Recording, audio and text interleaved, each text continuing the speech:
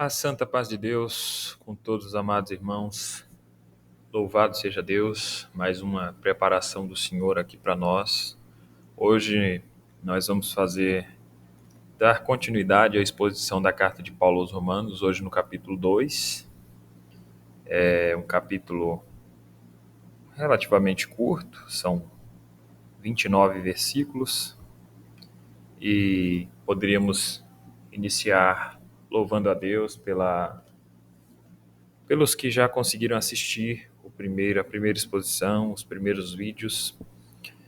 A gente viu lá em Romanos 1 que Paulo tinha um desejo muito grande em ver os romanos, contar as obras que Deus fez através do seu ministério e também ali realizar uma coleta para que pudesse ajudar os judeus que estavam passando por necessidade.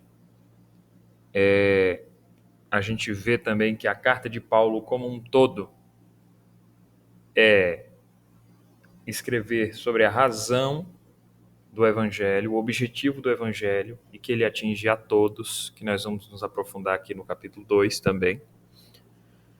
Paulo, para mostrar essa necessidade geral do homem pelo Evangelho, pela graça de Deus, ele demonstra a idolatria e a depravação dos gentios contra a grandeza e a superioridade divina, porque os homens se rebelaram, os homens queriam ser seus próprios governadores e com isso acabavam trazendo ira para si. E a partir disso, ali ainda ele tratou da necessidade de arrependimento do homem, apesar de ele insistir no pecado e da sua incapacidade de salvação fora de Cristo, ele precisava se arrepender e com isso receber a bondade de Deus, que é a salvação por meio da fé, uma salvação por graça.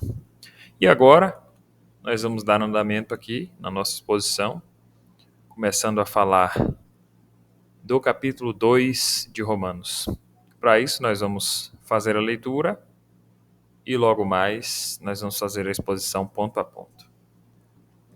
Começa. Portanto, és inexcusável quando julgas, ó homem, quem quer que sejas, porque te condenas a ti mesmo naquilo em que julgas a outro. Pois tu, que julgas, fazes o mesmo. E bem sabemos que o juízo de Deus é segundo a verdade sobre os que tais coisas fazem. E tu, ó homem, que julgas os que fazem tais coisas, cuidas que fazendo-as tu escaparás ao juízo de Deus? Ou desprezas tu as riquezas da sua benignidade e paciência e longanimidade, ignorando que a benignidade de Deus te leva ao arrependimento? Mas, segundo a tua dureza e teu coração impenitente, entesouras ira para ti no dia da ira e da manifestação do juízo de Deus, o qual recompensará cada um segundo as suas obras, a saber, a vida eterna aos que, com perseverança em fazer o bem, procuram glória, honra e incorrupção, mas a indignação e a ira aos que são contenciosos, desobedientes à verdade e obedientes à iniquidade. Tribulação e angústia sobre toda a alma do homem que faz o mal, primeiramente do judeu e também do grego. Glória, porém, e honra e paz a qualquer que pratica o bem, primeiramente ao judeu e também ao grego, porque para com Deus não há acepção de pessoas. Porque todos os que sem lei pecaram, sem lei também perecerão. E todos os que sob a lei pecaram, pela lei serão julgados. Porque os que ouvem a lei não são justos diante de Deus, mas os que praticam a lei hão de ser justificados.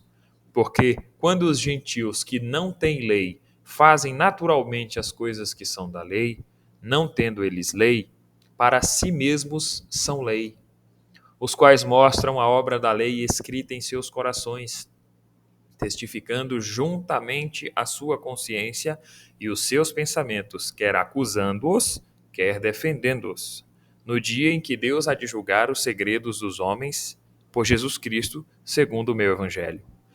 Eis que tu, que tem por sobrenome judeu, e repousa na lei, e te glorias em Deus, e sabe a sua vontade, e aprovas as coisas excelentes, sendo instruído por lei, e confia que és guia dos cegos, luz dos que estão em trevas, instrutor dos nécios, mestre de crianças, que tens a forma da ciência e da verdade na lei. Tu, pois, que ensinas a outro, não te ensinas a ti mesmo? Tu que pregas que não se deve furtar, furtas? Tu que dizes que não se deve adulterar, adulteras? Tu que abominas os ídolos, cometes sacrilégio? Tu que te glorias na lei, desonras a Deus pela transgressão da lei?